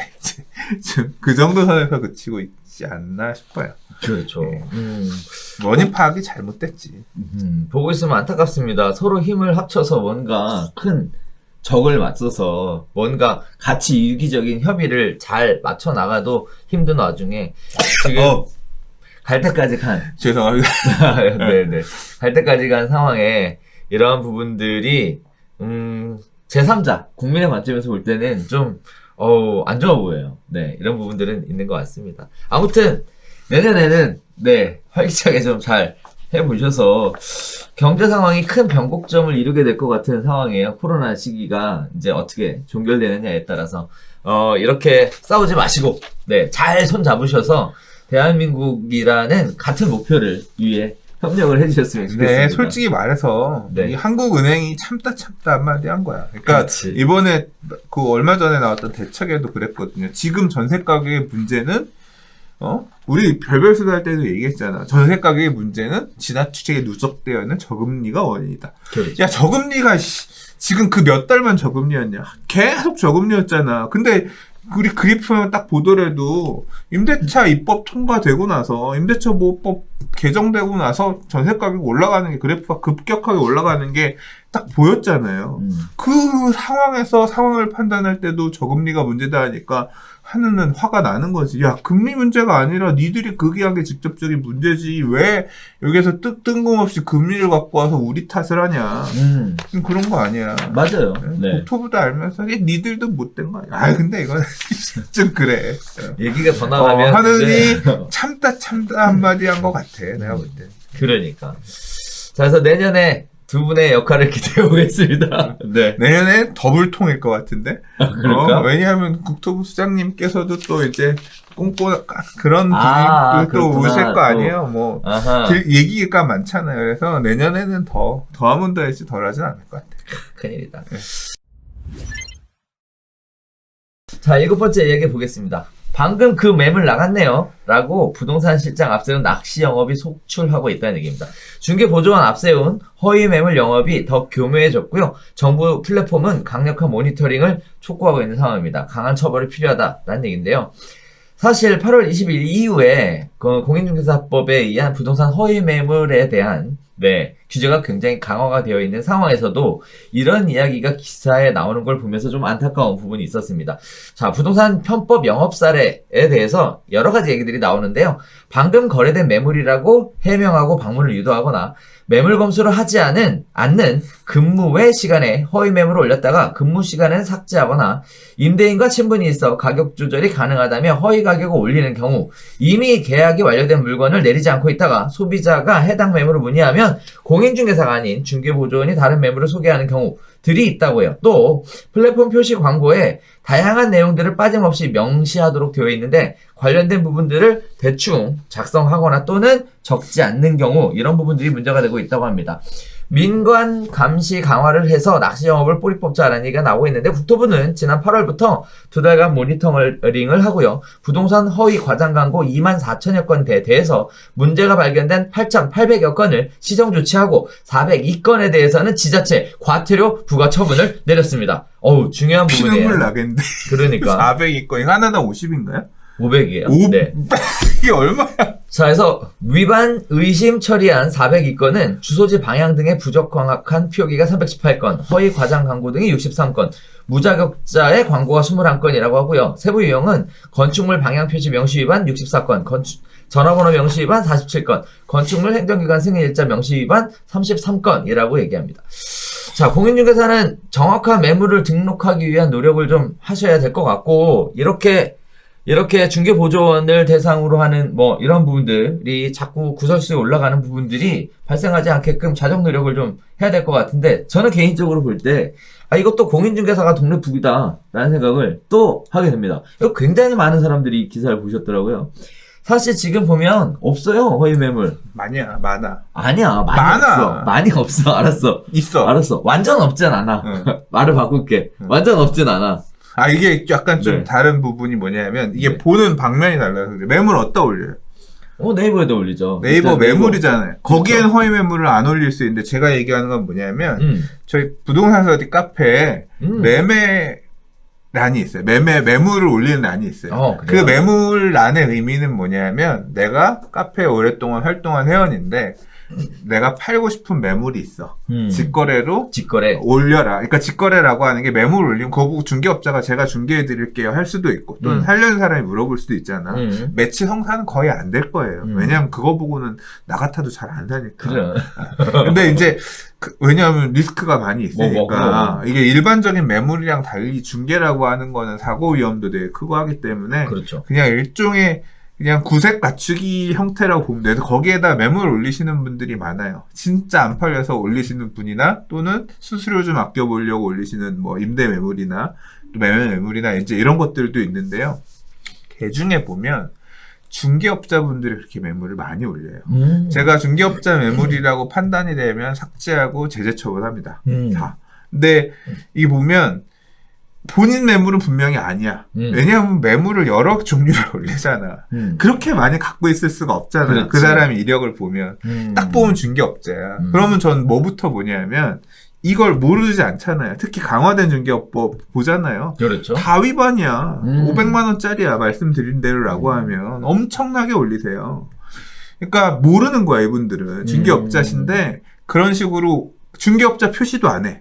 그러니까 자기가 중개업자라는 표시도 하지 않고 매물에 대한 정보도 제대로 포함하지 않아서 매물처럼 올리는 거예요. 나한테 연락하면 이제 그때 중개업자를 밝히는 거지. 이런 식으로 올리는 분이 많다. 그리고 중개보조원이라든가 이런 분들이 올리는 경우도 있고, 또는 무자격 중개업자. 전화해보면 일종의 컨설팅이라든가 이제 그런 분들도 많이 올리고 있거든요. 이게 이제 무슨 얘기냐면, 매물 사이트에서는 어느 정도 정화가 됐거나 할 수 있는데, 블로그라든가 어떤 부동산 매물 플랫폼이 아닌 형태로 매물을 홍보하는 쪽에는 여전히 많다고 생각해요. 조금 그 문제가 생겨서 이제 피해를 입을 수 있는 부분도 있고, 조금 조심하셔야 될 것 같긴 해요. 네. 뭐 저는 이제 공인중개사분들만 하고 있으니까. 근데 보면 실제 이 8월 21일 부동산 허위매물 광고에 관한 법률이 시행되고 나서 교육도 많이 했고요. 그리고 또 제가 유튜브 올려놓은 거 조회수도 엄청 많아요. 다들 공인중개사 관점에서는 이런 부분들이 문제가 있고, 거기에 따라 심각한 과태료, 처분이 내릴 수 있다는 걸 다들 인지하고 있거든요. 그러다 보니까 허위매물 광고를 안 하려고 해요. 다만 문제는 하나 있어. 뭐가 있냐면 플랫폼 표시 광고에다가 명시해야 되는 항목이 굉장히 많거든요. 문제는 뭐냐면 그걸 다 쓰기가 쉽지 않아요. 매물 광고 하나 하는데. 물론 써야겠지. 제가 진짜 안타까운 건 뭐냐면, 이거를 플랫폼 입장에서 관련된 내용을 정확하게 쓰지 않을 경우에는 광고가 안 되게 막아버리면 그만일 것을. 어떻게 알아? 이게 제대로 썼는지 안 썼는지. 아니, 그러니까 여기 보면 빈칸으로 남겨두거나 또는 숫자를 써야 되는데 한글로 가능이라고 쓰거나 이런 식의 것들이 문제가 되는 거라는 거죠. 명시하도록 되어 있으면 거기다 숫자를 쓰면 이런 얘기 안 나오거든요. 그러니까 우리 그런 거 있잖아요. 입력하는 폼에 별표돼 있어서 거기 비어져 있거나 이게 칸으로 안 채워져 있으면 입력이 아예 확인이 안 눌러지는 그런 식으로 시스템을 개선하면 좋겠다. 맞아요. 그렇게 하면 네. 끝날 거를. 이거는 그것도 웃기는 거는 플랫폼 사업자도 이러한 부분들에 문제가 생기면 과태료가 500이고 공인중개사도 500이야. 아니 뭐 플랫폼 사업자가 이게 네이버 부동산이 500이 돈이겠어요? 이렇게 해놓으니까 말이 안 되지. 차라리 영업정지 한 6개월 때려주세요. 그래야 안 할 거 아니야, 이런 거. 광고를 아예 안 하지. 그러니까 왜 그런 건 안 해? 무섭지? 광고 안 하면 거래 안 돌까봐. 제가 개인적으로 보면 이게 열을 안 받을 수가 없어, 지금. 목소리 커졌어. 그러니까 공인중개사는 동네 북이 아닙니다. 네. 말만 나오면 이렇게 때리는데, 뭐, 공인중개사 입장에서는 실제 지금 굉장한 자정 노력을 하고 있는 상황이고요. 자격증이 없는 분들, 또는 연세가 아주 많아서 상황에 대해서 정확히 인지를 못하시는 인지능이 떨어지시는 분들, 그 다음에 무자격자나 대업자, 컨설팅업자, 이런 분들이 문제임에도 불구하고, 그런 분들이 건수가 훨씬 많거든요. 그런 부분들이 마치 공인중개사가 다 그렇게 하느냐, 이렇게 얘기하는 것도 문제고, 또 하나는 매물이 있는데 뭐 방금 거래된 매물이다라고 해명했다라고 하는데 진짜 방금 거래된 매물도 있을 수 있어요. 이거를 왜 무조건 잘못이라고 얘기하냐고. 낚시 매물이 많다 이거죠. 그러니까 낚시 매물이라고 했지만 실제였을 수도 있다는 거지. 네. 그리고 또 여러 가지 얘기들 나오는데 뭐 이런 얘기들 나와요. 뭐 계약이 완료된 매물을 내리지 않고 있다가 소비자가 해당 매물을 문의하면 공인중개사가 아니면 어쩌고저쩌고 얘기 나오는데, 계약이 됐는데 해지하는 경우들도 있거든요. 그런데 계약이 됐다라는 표시를 일부러 안 하는 거예요. 왜 그러냐면 자기가 또 거래를 해야 되니까 계약은 해지된 상황인 거죠. 그러니까 거래를 할 수 있는 상황인 거예요. 이런 부분들도 있는데 이것도 뭐 무조건... 그리고 이게 사실 그 부분도 약간 허위라고만 볼 수 없는 게, 계약이 된 거를 이게 어떤 개념이냐면 임대인 입장에서는 계약이 안 됐다고 생각하는 거예요. 예를 들어서 가계약금을 매수 의뢰자가 보냈어. 네. 그러면 그러니까 소유자, 만약에 매매를 했는데 소유자는 가계약금 받았단 말이에요. 그러면 계약이 됐어요라고 얘기를 해야 되는데, 매도인 입장에서는 아직 계약서 정식으로 쓴 거 아니고 계약금도 다 받은 게 아니니까, 그래서 이제 다른 부동산들한테는 매물이 아직 완전히 계약된 건 아니다, 나가진 않아서, 이렇게 얘기하는, 그러니까 일종의 약간 유동적인 기간이 있는 거죠. 계약서 쓰면 그 다음엔 저 정식으로 계약했어요, 내려주세요 할 수도 있고. 그렇죠. 사실 그것도 얘기 안 하는, 그게 문제야. 그것도 얘기 안 하는 매도인들도 많고, 나 어느 부동산에 어떻게 의뢰를 했는지도 잘 몰라.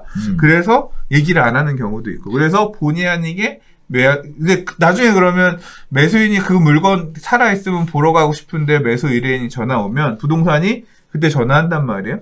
그러면 매도인한테 전화해서 집 보러 가려고 그러는데요 라고 하면 매도인은 그거 가계약금 들어왔어요. 그러면 나갔구나. 그때 확인하고 매수인한테 그거 나갔다 그러네요 하면, 너 나간 물건 왜 올려놨어? 이제 욕하는 이런 사고가 되는 거죠. 그래서 이거는 부득이하게 정보라는 게 다 이렇게 연결이 되어 있고 동시에 모두가 전지전능하게 알 수 있는 게 아니기 때문에, 그렇죠. 또 이런 유동적인 상황도 있기 때문에 뭐 허위 매물이라고만은 볼 수 없는 사건 사례들이 분명히 많이 있어요. 네. 맞아요. 네, 그건 맞습니다. 그 억울하고요. 사실 이 기사를 보더라도 잘 보면 이런 얘기입니다.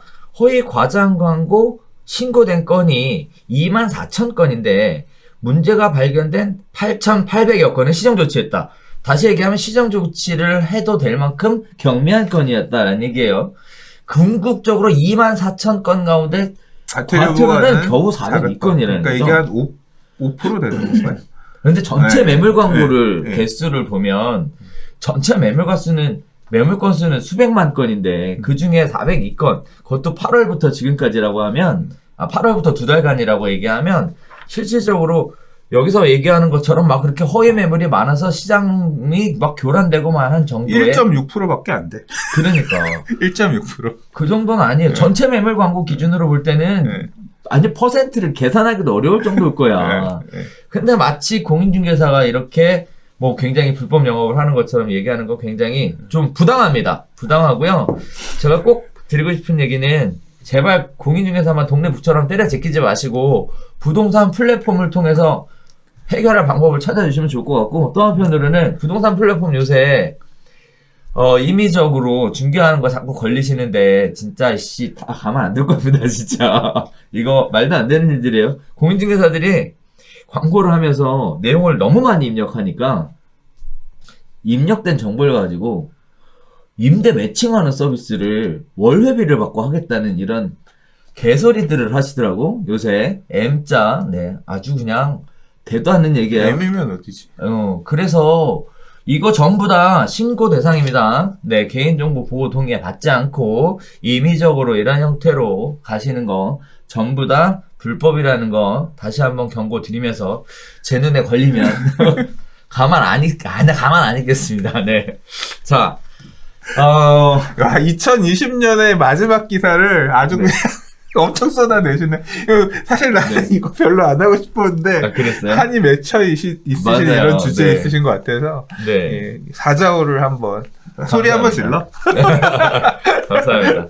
아니 불쌍하잖아. 맨날 뭐 여기서 두들겨 맞고 저기서 두들겨 맞고 거기다 뭐 국민청원 답변도 이게 개떡같이 오고. 다음 중에 나쁜 놈은 네. 임차인, 임대인, 정부, 은행, 중개업자 이거 하면 2번일지 5번일지 헷갈리겠다. 거의 느낌은 거의 항상 보면 그냥 임대인 또는 중개업자가 나쁜 놈처럼 이렇게 그러니까. 사회가 보고 있는 것 같아요. 언론에서 보는 관점이 또 사회에서 보는 관점이 그런 것 같아요. 그래도 임대인들은 부동산 경기 안 좋을 때는 또 칭찬받잖아요. 우리는 이건 좋을 때도 나쁜 놈. 부동산 경기 안 좋을 때는 5번이 정답이네. 중개사가 능력이 없어서 거래를 못 시켜서 가격이 안 올랐는데. 아이고야 진짜 말도 안 되는. 먹고 살기 힘들다. 그러니까 말이에요. 예. 자, 2020년 관련된 이야기들 총 나눠봤는데요. 올 한 해 어떠셨습니까, 소장님? 2020년 저는 좀 큰 변화가 있었던 한 해였던 것 같아요. 오, 그래요? 예, 아무튼 막 좀 충격, 코로나도 너무 그러니까 코로나도 너무 좀 생활 환경들이 많이 바뀌었기 때문에 적응하는 부분에 있어서 그랬고, 일단은 몸이 예전 같지 않다는 게 확 와닿는 게, 이게 좀 사실 좀 충격이고, 개인적으로는 충격입니다. 예, 충격이고, 앞으로 남은 인생을 어떻게 살아야 되나에 대해서도 좀 진지하게 고민해보는 한 해가 됐고, 여유 있어. 남은 인생을 이게 몸이 그렇게 힘들어지니까 몸이 좀 달라지니까 내가 계속 살 수 없다는 게 이렇게 확 죽겠구나 언젠가는 이제 그런 부분에 대해서 다시 생각해 보게 됐고 그래서 가정에서의 나의 어떤 위치라는가 막 여러 가지 생각해 볼 만한 그런 어떤 한 해였던 것 같아요. 뭐 부동산 측면에서는 부동산 얘기를 뭐 부동산 별별 수단 계속 하고 있지만 부동산 TV에서 예전처럼 부동산 컨텐츠를 부동산에 관련된 얘기를 많이 하지 않거든요. 별별 수단만 하고 있지 지금 사실. 예. 그러니까 부동산 시장의 왜곡이 너무 더 커지고 있고 그렇기 때문에 사실 좋으신 분들도 있지만 투자를 잘해서 아주 웃음 짓고 계신 분들도 있지만 뭐 오늘 내 얘기했지만 힘드신 분들이 너무 많거든요. 맞아요. 예, 그런 상황에서 막 같이 다른 어떤 유튜버들과 보조를 맞춰서 막 왜 잘못했어요? 뭐 어쨌어요? 당신들은 이래서 부자가 안 돼요. 왜 실패했나요? 뭐 이런 얘기들을 한다는 것 자체가 좀 너무 아픈 얘기이기 때문에 안 하기 시작했거든요. 그래서 이제 어떤 부동산 TV 채널의 성장세가 멈췄다. 예. 그런 변화도 하나 있었던 한 해였던 것 같고 부동산 스터디 카페는 엄청 성장했고 계속 성장하고 있고 그렇죠. 예, 네. 부동산에 대한 시장의 니즈 관심은 여전히 꺾이지 않는 것 같고 그래서 뭐 먹고 사는 문제 쪽에서는 나쁘지 않았는데 개인적으로는 그러나 어떤 여러 가지 생각할 문제들 변수들이 많았고 또 최근에는 이제 자녀 교육 문제 이런 것 때문에 엄청 고민하고 있어서 이제 학부모로서도 이제 좀 막 생각할 게 많아지는 어떻게 하면 좋은 부모가 될 수 있을까? 자녀를 이끌어줄 수 있는 부모가 될 수 있을까? 별 생각 안 했었는데 고민이 깊어지는 40대 후반이 이제 돼가는 것 같아요. 대표님은 어떠셨어요? 저는 사실 큰 변화가 있었어요. 대표적인 큰 변화가 오프라인 중심의 교육이 진행되어 오다가 온라인으로 확 전환돼 버린 거. 그렇죠. 네. 오, 그것 때문에 왓질했었습니다만. 그래도 유튜브를 좀 빨리 했고 방송이라고 하는 거를 미리 자체적으로 소화할 수 있는 어떤 이 환경을 금방 꾸준히 해오셨기 때문에 이 코로나 급격하게 변하는 상황에서 굉장히 잘 대처하신 편에 속할 것 같아요. 맞아요. 네. 그래서 몇몇 분들은 정말 힘들어 하시는데 그나마 저희한테는 또 한 번 도약의 기회. 남들이 힘든 걸 이제 싹 끌어 먹으면서 그래서 도약의 기회가 되지 않았나? 네. 네. 이런 생각이 들고 한편으로는 추구했던 방향 자체가 목적지를 향해서 한 발 한 발 더 다가가고 있다라는 생각이 들어서 괜찮았고 반면에는 이제 저도 이제 건강이 안 좋아요. 너무 무리했어. 올 한 해 진짜 너무 무리해서 일주일에 강의를 막 4일, 5일씩 하다 보니까 너무 무리해서 내년에는 강의를 좀 줄여야 되는데 근데 이 많은 식구들 어떻게 할 거야? 그래서 이제 고민입니다. 빨리 그러면 이제 밑에 선생님을 키워야지. 그게 안 되더라고요. 그러니까 이게 아직 이 성공한 사업가가 되기엔 그렇지. 2% 부족한 거야. 그게 이제 부족한 거야. 이제 빨리 그런 후속 선생님들을 좀 더 하셔서 지금 하고 계신 직강하고 계신 부분의 파트들을 조금 맞아요. 채우셔서 맞아요. 언제까지 이렇게 혼자 다 이끌어갈 거야. 그러니까 그런 부분이 가장 큰 리스크로 다가오고 있는 상황이에요. 그래서 내년에는 아마 그 부분에 좀 더 주안점을 둬야 되지 않을까라고 생각을 하고 있습니다. 자, 아무튼 올 한 해도 소장님이랑 별별스타 하면서 매주 만나면서 아주 즐겁고 유쾌한 상황이었고. 그 부동산 이슈들 이렇게 계속 나눌 수 있으니까 좋아요. 그러니까요. 대표님 아니었으면 별별사 진작에 끝났지. 미투. 이 지금 벌써 몇 년이야. 17, 18, 19, 20. 와, 만 4년을 했어요. 이제 내년 2월이면 만 4년 채우는 거고, 그런 건데, 뭐 내년에도 잘. 그럼. 네. 네. 잘 해봐요. 그러니까요. 자, 저희가 2020년으로 준비한 소식은 여기까지입니다. 네. 연말 연시 무탈하게 잘 보내시고요. 2021년에는 밝고 희망찬 소식을 가지고 여러분들 앞에 찾아뵈었으면 하는 소망을 전달해드리면서 저희는 여기서 인사드리도록 하겠습니다. 감사합니다.